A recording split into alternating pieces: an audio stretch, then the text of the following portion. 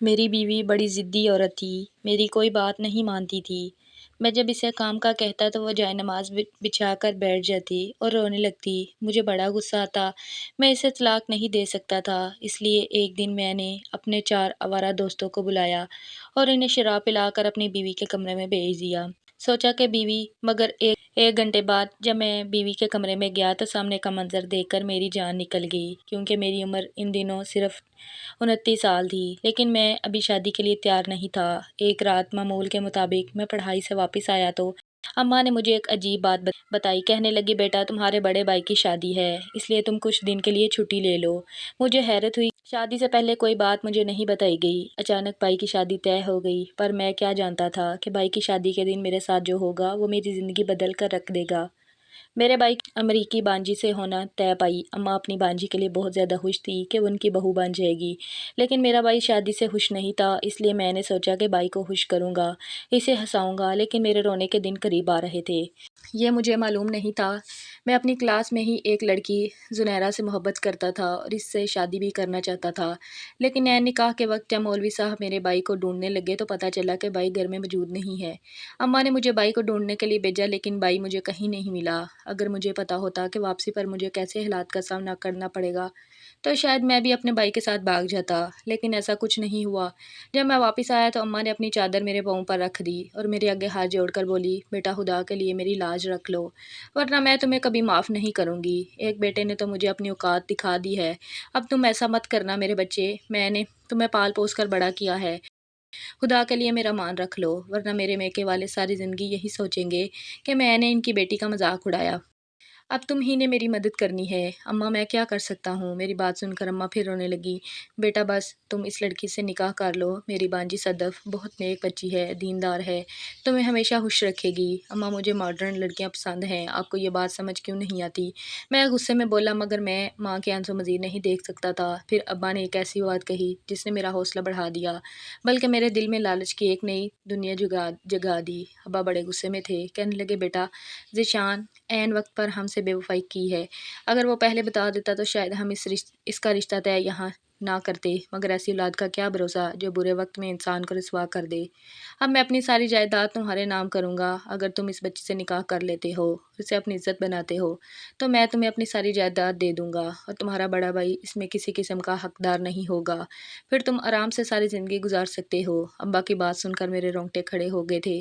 ابا کے پاس بہت سی جائیداد اور زمین تھی، آج تک ابا نے ہمیں اس کی خبر تک نہیں دی تھی۔ ابا کا خیال تھا کہ اولاد کو پہلے ماں باپ کے ادب اور حقوق کے بارے میں معلوم ہونا چاہیے، لیکن کیونکہ اب یہ بہت بڑا موقع تھا، ابا نے کہا کہ وہ ساری جائیداد میرے نام کریں گے۔ ساتھ ہی یہ بھی پتہ چلا کہ صدف کے نام بھی کافی جائیداد ہے۔ میرے ذہن سے ایک بڑا بوجھ اتر گیا۔ میں جو عیاشی والی زندگی گزارنا چاہتا تھا، اس کے لیے صدف جیسی نیک اور دیندار بیوی بہترین تھی، اور وہ ساری زندگی مجھ سے دب کر رہتی، کیونکہ میں اس پر احسان کرنے والا تھا۔ یوں میں نے منٹوں میں فیصلہ کر لیا کہ میں صدف کو ہی اپنی بیوی بناؤں گا۔ میں نے شادی کے لیے ہاں کی تو اماں ابا مجھ پر جان نچھاور کرنے لگے۔ ابا بولے کہ بیٹا میں تمہیں اتنا کچھ دوں گا کہ تم نے سوچا بھی نہیں ہوگا۔ ابا کی باتیں سن کر مجھے نیا حوصلہ ملا۔ میں نے اسی وقت نکاح قبول کر لیا۔ میرے دل میں خوشی کے لڈو پھوٹ رہے تھے۔ ابا کے پاس جو جائیداد تھی، اگر میں اسے بیچ بھی دیتا تو انہیں زیادہ فرق نہ پڑتا۔ میں نے انہیں یہی کہنا تھا کہ میں نیا کاروبار شروع کر رہا ہوں۔ سب لوگ میرے احسان تلے آ گئے تھے، کیونکہ اماں خوب جانتی تھی کہ مجھے ایسی لڑکیاں پسند نہیں ہیں۔ اب میں نے سب کا مان رکھ لیا تھا۔ میں سب کی آنکھوں کا تارا بن گیا تھا۔ میں کمرے میں داخل ہوا تو کمرہ پھولوں کی خوشبو سے مہک رہا تھا۔ سامنے گاؤں کی ایک خوبصورت لڑکی بیٹھی تھی، مگر میں نے اس کی شکل دیکھنا بھی گوارا نہیں کی، کیونکہ میں شہر کی رنگ برنگی لڑکیاں دیکھ چکا تھا۔ مجھے اس بات سے کوئی فرق نہیں پڑتا تھا کہ عورت کتنی خوبصورت ہے، میں یہ دیکھتا تھا کہ اس کا مزاج اور شخصیت کیسی ہے۔ خیر صدف کو میں نے کبھی دیکھا ہی۔ جب میں کچھ نہ بولا تو صدف نے خود مجھے آواز دی۔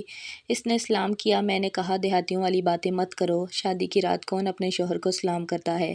وہ ہلکا سا مسکرا کر بولی، آپ نے بھی تو نہیں کیا، تو کیا میں ابھی اس سے شکوہ کروں؟ وہ میری بات کاٹتے ہوئے بولی، اللہ نہ کرے کہ میں آپ سے کوئی شکوہ کروں، میں نے کبھی نہیں سوچا، میں ساری زندگی آپ کی تابع دار رہوں گی، کبھی نافرمانی کا سوچوں گی بھی نہیں۔ صدف کی تابع داری دیکھ کر مجھے عجیب سی خوشی ہوئی۔ میں جانتا تھا کہ وہ شوہر کے سامنے زبان نہیں کھولے گی۔ اب مجھے پوری آزادی مل گئی، میں جو چاہوں کروں گا۔ میں نے कहा ठीक है, तुम कपड़े बदल कर सो जाओ, मैं थक गया हूँ। वो बोली जी अच्छा, और उठकर कपड़े बदलने चली गई। जब इसने वॉशरूम का दरवाज़ा खोला तो मेरी नज़र इसके पाँव पर पड़ी। वो नहायत नरम और साफ थे, जैसे कभी किसी ने इस पर नज़र न डाली हो। वाकई वो एक पाकीज़ा लड़की लग रही थी। जब वो वुज़ू कर कर बाहर आई तो मैं इसे देखता रह गया। मेरे दिल में इसके लिए मोहब्बत जाग गई।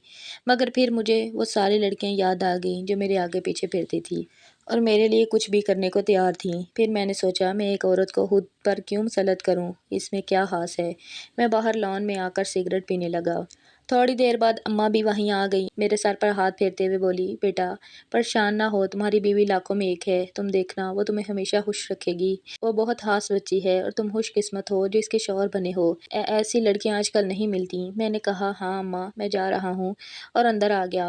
मैंने देखा मेरी बीवी जाए नमाज पर बैठी नमाज पढ़ रही थी। न जाने क्यों इसका सब्र देकर मुझे इसे तंग करने का दिल चाहा। मैंने तंज़ी अंदाज में कहा, तुमने शादी से पहले कौन से गुनाह किए थे जो अब नमाज पढ़कर माफ़ी मांग रही हो। वो मुस्कुराकर बोली, मैं तो आपकी सलामती और लंबी उम्र की दुआ मांग रही हूँ। सब गुनाहगार हैं, हमें अल्लाह से माफ़ी और हदायत मांगनी चाहिए। मैंने कहा, तुम्हें क्या लगता है मैं जहन्नम में जाऊँगा? इसने मेरे पाँव छू लिए, मगर मुझे ये सब बनावटी लगा। इसका सब्र मुझे मज़ीद गुस्सा दिला रहा था। अगर वो थोड़ा सा जवाब दे देती तो शायद मैं नॉर्मल हो जाता, मगर वो तो फरिश्ता सिफ्त बनी हुई थी। इसके कपड़े, इसका अंदाज सब मुख्तलिफ था। मैंने मज़ीद कुछ ना कहा, लेकिन समझ गया कि वो बहुत शरीफ औरत है। अभी मैं यही सोच रहा था कि रात 12 बजे मेरे कमरे के दरवाजे पर दस्तक हुई। मैंने दरवाज़ा खोला तो सामने अब्बा जी खड़े थे। इनकी आंखों में आंसू और चेहरे पर अजीब तासुरात थे। वो मुझे देखकर गले लग गए। मैंने पूछा, क्या हुआ? अब्बा बोले, बेटा बात ही ऐसी है कि खुश होना बनता है।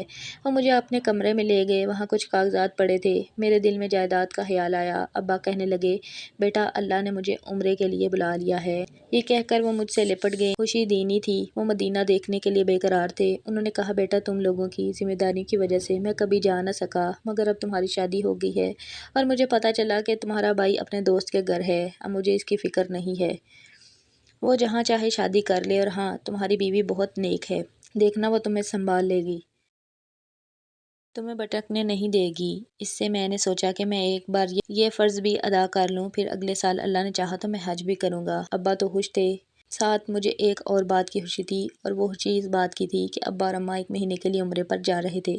अब मैं इस घर में अकेला था। मैंने सोच लिया कि मैं सद्दफ़ के साथ ऐसा काम करूँगा कि फिर मुझे इसे तलाक देने की ज़रूरत ही ना पड़े। मैं सद्दफ़ के कमरे में गया और इसी तरह नेक और फ़रिश्ता बनने के ड्रामा कर रही थी। नमाज के बाद बैठी ज़िक्र कर रही थी। मैं इसके पास बैठ गया। मैंने कहा, सद्दफ़ तुम क्या बहुत नेक औरत हो। क्या तुम किसी गैर महरम के सामने बैठना पसंद करोगी? अस्तगफिरुल्लाह, हरगिज़ नहीं। सद्दफ़ ने अपने कानों को हाथ लगाया।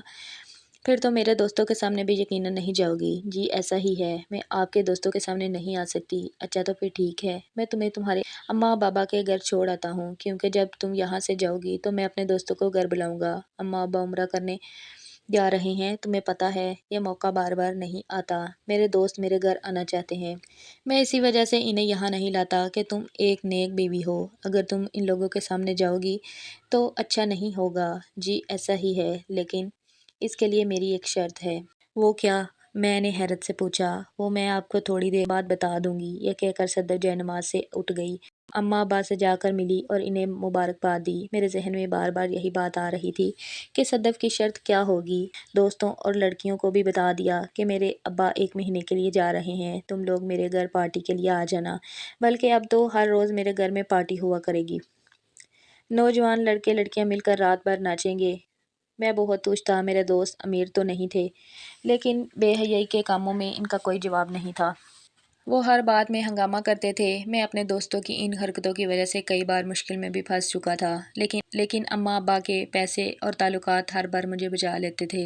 मेरे अपने घर में पार्टी थी, मुझे कोई फ़िक्र नहीं थी। हम किसी होटल में नहीं जा रहे थे जहाँ पुलिस हमें रोक लेती। मज़े की बात यह थी कि मेरे किसी दोस्त को ये नहीं मालूम था कि मेरी शादी हो चुकी है और मेरी बीवी भी है, क्योंकि मैंने कभी इन्हें ये नहीं बताया था कि मैं ऐसी लड़की से शादी करूँगा। बहरहाल रात को सदफ़ मेरे पास आई। वो मुझे अजीब नज़रों से देखने लगी, जैसे सब कुछ जानती हो। वाकई में आप पार्टी करेंगे? हाँ मैं पार्टी करूँगा। मेरे दोस्त हैं जी हाँ, वो आना चाहते हैं। अगर तुम रोकना चाहो या इन्हें देखना चाहो तो तुम्हारी मर्ज़ी है, नेक होने का दावा करती हो, फिर इसका क्या होगा? तुम तो गैर महरमों के सामने नहीं आती। वो बोली, हाँ जी, ऐसा ही है, लेकिन मुझे आपके लिए अफ़सोस हो रहा है और डर भी लग रहा है कि आपके साथ क्या होगा। तुम क्या कहना चाहती हो? मैं चौंक कर बोला, कुछ नहीं, जब तक आप अच्छाई और बुराई का फ़र्क नहीं समझते, तब तक मैं कुछ नहीं कह सकती और ना ही मैं आपको ज़बरदस्ती कुछ मनवा सकती हूँ। हाँ, बिल्कुल सही बात है, मनवाने की कोशिश भी मत करना। तुम जानती हो कि मैंने तुमसे ये शादी अपनी खुशी से नहीं की, बल्कि अम्मा अब्बा की खातिर की है, वरना तुम्हारा होने वाला शौहर निकाह के वक्त तुम्हें छोड़कर भाग गया था और अभी तक वापस नहीं आया। इसने फ़ोन करके भी यही कहा कि वो तुमसे शादी नहीं करना चाहता। यकीनन कोई ना कोई वजह होगी, तुम्हारी शोहरत या किरदार की वजह से ऐसा किया होगा। ये सुनकर सदफ रोने लगी। आहर वो भी एक औरत थी। अम्मा अब्बा के जाने के बाद वो खुद ही कहने लगी कि मैं अपने माँ बाप के घर जाना चाहती हूँ। मैंने कहा, एक दिन और रुक जाओ तुमने अपनी शर्त भी तो बतानी थी। वो बोली, मेरी शर्त सिर्फ इतनी थी कि आप फजर की नमाज़ पढ़ लिया करें। फजर की नमाज़ कभी नहीं छोड़नी चाहिए। दुनिया इधर से उधर हो जाए, फजर की नमाज वो नमाज है जो बाकी नमाज़ों को कायम रखती है। अगर आप अल्लाह के नाम से अपने दिन का आगाज़ करेंगे तो वो आपको सारा दिन अपनी हिफाजत में रखेगा। इसकी बात सुन के मैं मुतासर हुआ था। मुझे लगा था वो मुझसे कोई पैसे या फरमाइश करेगी, लेकिन इसने तो मेरे फ़ायदे की बात की। इस पर मुझे थोड़ी शर्मिंदगी भी हुई। मैं इसे गलत समझता था और मेरे भले की बात कर रही थी। वो सब्र का पैकर बनी हुई थी। थोड़ी देर बाद इसने अपना सामान पैक कर लिया। मैं दिल में उदास था, लेकिन ज़ाहिर नहीं किया। मैं इसे गाड़ी तक छोड़ने गया। वो अपने माँ बाप के घर चली गई। इसके जाने के बाद घर में अजीब सी वीरानी छा गई, जैसे कई लोग एक साथ चले गए हों। घर खाली खाली लग रहा था। मैंने घर आकर अपने दोस्तों को कॉल की और कहा कि घर खाली है, तुम लोग शाम को आ जाना। मेरे दोस्त इसी मौके के इंतज़ार में थे। दोस्तों के आने से घर में रौनक लग गई। हर तरफ गानों की आवाज़ और लड़कियों का शोर था। मैं इन्हें काफ़ी अरसे से जानता था। मैंने सबके लिए छोटे-छोटे गिफ्ट रखे हुए थे। जब मैंने इन्हें गिफ्ट दिए तो वो बहुत खुश हुए। खाने-पीने के बाद हमने डांस पार्टी शुरू की। लड़के-लड़कियां आपस में बातें करने लगे। इसी दौरान मुझे कुछ गलत होने का एहसास हुआ। मुझे अपने दोस्त नासिर और कामरान के तेवर अजीब लग रहे थे। इनकी आंखों में मुकारी थी। वो एक दूसरे को इशारे कर रहे थे, जबकि बाकी सब मसरूफ़ थे। मैंने इन पर नज़र रखना शुरू की। फिर मैं नीलम के पास गया, जो मेरी पसंदीदा लड़की थी। वो मुझसे बातें करने लगी। बातों-बातों में वक्त गुजर गया, मगर नासिर और कामरान की हरकतें मशकूक थीं। वो शराब पीने में दिलचस्पी नहीं ले रहे थे। मुझे बेचैनी होने लगी। मैं पीछे कमरे की तरफ गया तो मुझे अपनी बीवी की आवाज़ सुनाई दी। वो मुझे कमरे में बुला रही थी। कह रही थी, नमाज़ पढ़ लो, खुदा के लिए नमाज़ पढ़ लो और इन लोगों को यहाँ से निकाल दो, वरना बहुत बुरा होगा। मैं ये आवाज़ सुनकर हैरान रह गया। वो तो घर पर नहीं थी। मैं गुस्से में अपने कमरे में गया और दरवाज़ा बंद कर लिया। लेकिन जैसे ही मैंने कुंडी लगाई, बाहर से ज़ोरदार आवाज़ें आने लगी। ऐसी आवाज़ें कि मेरा दिल बैठ गया। ये आवाज़ें गोलियों की थी। मैं फ़ौरन बेड के नीचे छुप गया। मैंने पुलिस को कॉल कर दी थी। थोड़ी देर में पुलिस का सायरन सुनाई देने लगा। मेरे कमरे का दरवाज़ा मज़बूत था, इसे तोड़ना आसान नहीं था। इस कमरे में ज़ेवर, पैसे और अहम कागज़ात थे। मेरा मोबाइल भी मेरे पास था। मैंने कम शराब पी रखी थी, इसलिए होश में था जब मुझे बीवी की आवाज़ सुनाई दी, मगर कमरे में कोई नहीं था। थोड़ी देर बाद पुलिस आ गई और सब कुछ ख़त्म हो गया। सब लोगों को गिरफ़्तार कर लिया गया। मैंने नासिर और कामरान का नाम भी लिया। वो गरीब थे, लेकिन बहुत चालाक निकले। वो मुझे मारने और मेरे घर में डाका डालने का मंसूबा बनाकर आए थे। ये सुनकर मुझे यकीन नहीं आया कि मेरे अपने दोस्त मेरे खिलाफ ऐसा कैसे कर सकते हैं। इन्हें मालूम था कि मेरे कमरे में कीमती चीज़ें हैं। वो सब कुछ लूटने आए थे। लेकिन पुलिस वक्त पर आ गई और सब पकड़े गए। सबसे बड़ी बात यह है कि इस रात मेरी बीवी घर पर नहीं थी। वो अगले दिन वापस आई, लेकिन इसकी इबादत और दुआओं ने मुझे बचा लिया। शायद यही अल्लाह के नेक बंदों की खास बात होती है कि वो वक्त और हालात को पहले ही भांप लेते हैं। नाजरीन, आपको आज की कहानी कैसी लगी? कमेंट सेक्शन में अपनी राय ज़रूर दें। इस तरह की मज़ीद सबक आमूज़ कहानियाँ सुनने के लिए चैनल को सब्सक्राइब करें, वीडियो को लाइक करें और ज़्यादा से ज़्यादा शेयर करें। फिर मिलते हैं एक नई सबक आमूज़ कहानी के साथ। तब तक के लिए अल्लाह हाफ़िज़।